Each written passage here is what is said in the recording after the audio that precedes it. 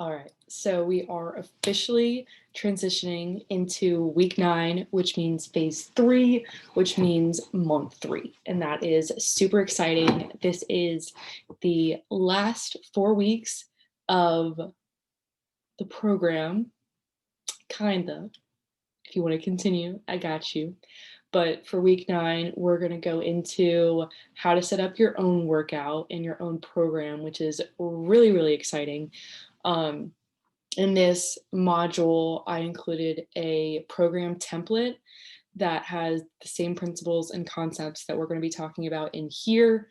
That way, easy access to programming your own exercises. That is huge for the rest of your life. That's fucking awesome. We'll also look at some exercise variations, setups, and then transition into developing sustainable internal accountability, as well as our next variable training manipulation method, which is introduction to 4 sets. So let's get into it. So to start with setting up your own workout, we'll lead it off with a warm-up. So you guys have already gone through the 5-move warm-up that I gave you guys in your program on Trainerize. Obviously, the purpose of a warm-up is to get all of your muscles, tendons, and joints ready for the intensity to come. And this 5-minute, 5-move, complete full body warm-up routine is something that you can use before any type of exercise for any given day to hit every single muscle, tendon, and joint. This warm-up routine also incorporates mobility, which is the dynamic or active movement to improve your joint range of motion, incorporates flexibility, which is static or inactive movement to improve your joint range of motion, and lastly, a little bit of core activation. That way you don't need to work flexibility or mobility outside of your training sessions. It hits 3 birds with 1 stone. So you can go through all these exercises, click on the links. Those will be there for you. And then going into how to set up your own workout. So based on the split that you came up with and how many days you're realistically going to get to the gym, once you figure that out in week 8, that'll determine which muscles or muscle groups you want to work in each given day for each given workout. So to start with the foundation, we want to lead off your workout after the warm-up with 2 to 4 compound movements. So compound movements are multi-joint movements that hit more than one muscle or muscle group. So this will allow you to lift heavier. So some of these compound movements include squats, deadlifts, hip thrusts, lunges, push-ups, military presses, pull-ups, and rows, and all of those variations. Alongside those compound movements, I listed which muscles they worked. That way you can kind of pick and choose the ones that you want to start your workouts with. And then after you choose your 2 to 4 compound moves, then you're going to transition into a little bit of isolation work. And isolation movements are just single joint movements that hit one muscle or muscle group. So we really want to focus on those compound movements because you're going to be incorporating and hitting more muscles. So essentially less work, more value. A few isolation exercises are listed below with the muscles that they work as well. So 2 to 4 compounds and then 3 to 6 isolations. Now transitioning into a little bit of core. So core training should be treated as any other muscle group. It needs just as much rest and recovery time as any other muscle group you train. So realistically, you only need to train core 2 to 3 times a week, as well as properly engaging your core in all compound movements as well. And your core is the primary stabilizer, or it keeps the rest of your body secure and stable because it is the center and acts as our trunk while the rest of our limbs, like our arms and legs, move freely. And because our core's primary role is to stabilize the rest of the body, it's important to train it using some stabilization movements. And stabilization core movements are broken up into 3 separate categories. One is anti-lateral flexion. So this is an exercise that resists sideways bending at the spine. So that would be your side planks, your single arm farmer's walk, your kneel to standing dumbbell overhead hold. Um, Number two is anti-rotation. So this resists the rotation of your lower spine. Examples here, a Pallof press hold, farmer's walk, or a bird dog. And then lastly, anti-extension resists the extension of your spine. So examples here, plank, dead bugs, rollouts, medicine ball overhead slams, and overhead plank reaches. Now, going into sets, reps, and rest, this is going to determine how many times you perform an exercise for as many rounds as well. So I broke it up based on goals, and you can have many different rep range, set range, and rest ranges incorporated into your workout routine, even if your goal is not that one specific thing. So for strength, sets here is between 3 to 6, reps 1 to 5, and your rest should be around 3 to 5 minutes because you're exerting maximal effort, which requires maximal recovery time. Then transitioning into hypertrophy, which is essentially just muscle size, 3 to 5 sets here for 6 to 12 reps and 0 to 60 seconds. And lastly, endurance, 1 to 3 sets, 12 to 20 reps, and 0 to 90 seconds. So whether your goal is to train or is to gain muscle, lose body fat, or increase overall health and performance, it's important to focus on progressive overload or increasing the weight, reps, sets, or intensity every single week. It's also important, like I said before, to incorporate a variety of rep ranges to challenge your muscles and work in various resistance environments.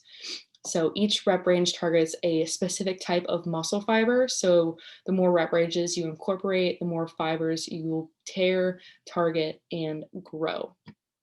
So to optimize muscle growth or sustain current muscle, the goal should be to target each muscle group 2 to 3 times a week.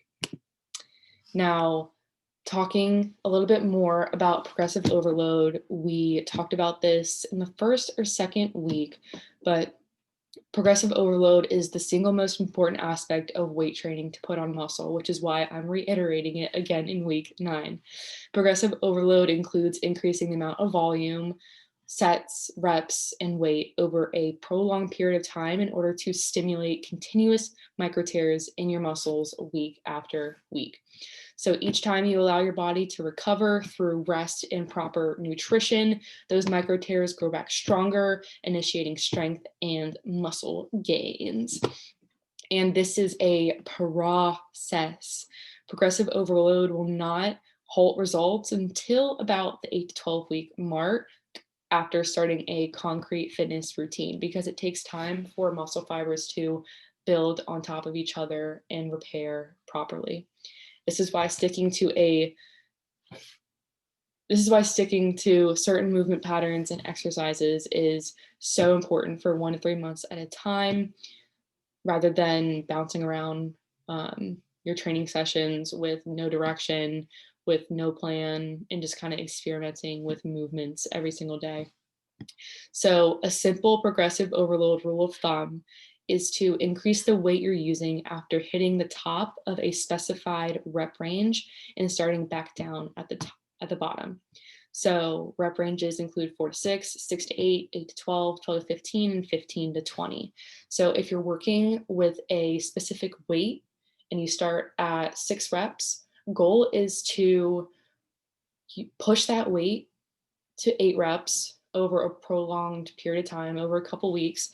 And once you hit the top of that rep range, once you hit that 8th rep, that's when you increase your weight and push it back down to 6 reps. Another way, or another few ways to incorporate progressive overload, not only increasing the weight or the reps, but adding in some supersets, so less rest time between, adding some drop sets, again, hitting different muscles because you're using different rep ranges, Improving your form and technique, really focusing on that mind to muscle connection, increasing your frequency or the amount of times that you're hitting that specific muscle or muscle group, slowing it down. So, really focusing on tempo or the time it takes you to perform an exercise. Those are a few other variations. Now, in terms of exercise setup and variations, there are countless ways to vary a certain exercise. Um, and it kind of just comes down to whichever variation works best for you, whichever variation you feel the most mind to muscle connection in, and you can use as many or as little variations as you want. Some examples: single sided, right, left, both variations, half single sided, half double. You can do variations with equipment, so using dumbbells instead, barbells, machine plates, plate weighted machine, TRX bands, so on and so forth. You can variate it using a different positioning, so standing, seated, lying, single leg, kneeling, B stance, etc., etc. Different variables. So this is something that is really emphasized in the Complete Confidence program or Complete Confidence coaching. So incorporating tempo, isometric holds, pulses, 1.5 reps, pyramid, drop sets, reverse pyramid, then lastly pairing. So that would be like supersets, pairing 2 exercises together with minimal rest, trisets, 3 exercises, and giant sets, which is 4 or more. And then the visual next to these variation examples just kind of gives you an overview of what some of these variations can look like for a specific exercise. Now, this just goes into some workout examples with variations next to it. I came up with these on the spot based on goals. So the top lower body workout is for strength and muscle size. So we started out with a 4x4 barbell squat, that compound exercise with the strength reps and strength sets. Next to it, I state a few variations that you could choose. And then just going down the line, we have the 3 compound exercises with the 3 isolation underneath. And I incorporated a few variations just to give you an idea of what it could look like. Same thing for the pull day, except this pull day focuses primarily on muscle size or hypertrophy. So the rep ranges are a little bit higher. But effort should still be pretty high. You should still be exerting yourself pretty well. And like I said before, this template is in this same module. You can download it, keep it forever. Just make sure to make your own copy before editing it. I already incorporated the warm-up in there. Underneath, you'll be able to input your compound exercises, your isolation exercises, and then core as well. And then that red line in the middle just helps you remember to progressive overload every single week. So that just talks about hitting the rep ranges and increasing weight and stuff like that. Now we'll transition into developing sustainable internal accountability for good. So forming new long-term habits on your own can be extremely, extremely challenging. But here are some exercises to help you continue building new ones, even if you don't have a coach later on down the road. 1, put money on the line. Like you did here, being invested in yourself by hiring a lifestyle coach, you can continue to do that. But putting money on the line shows there's a monetary commitment, which holds you to a high achievable personal standards by adding something of high worth on the line. Number 2, share your goals and journey on social. So Instagrams are very much so in, not just for show, but also for accountability purposes. That shit works. This won't only help you hold yourself accountable and start to form a visual diary of your journey, but your challenges and wins can also inspire other people, which is super rewarding.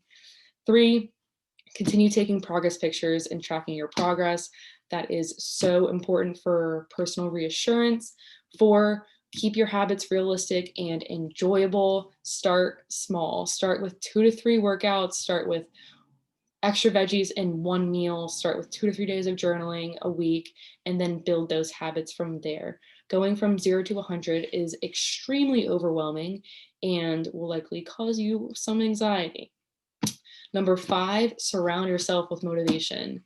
So that could be using motivation as your screensaver, placing quotes on your mirror, building a vision board, saving and sharing all the inspirational content that relates back to you and your journey. But most importantly, surround yourself with motivated people, because you are the average of the 5 people you spend the most time with. And that is really freaking powerful. But most importantly, find what lights a fire for you internally and indulge in as much of that content as you possibly can. Then lastly, get an activity tracker. Might as well have a little robot on your wrist that helps you stay motivated. And this will also help beat your previous self, your previous goals, and allow visual goals to be present with you at any given point in the day.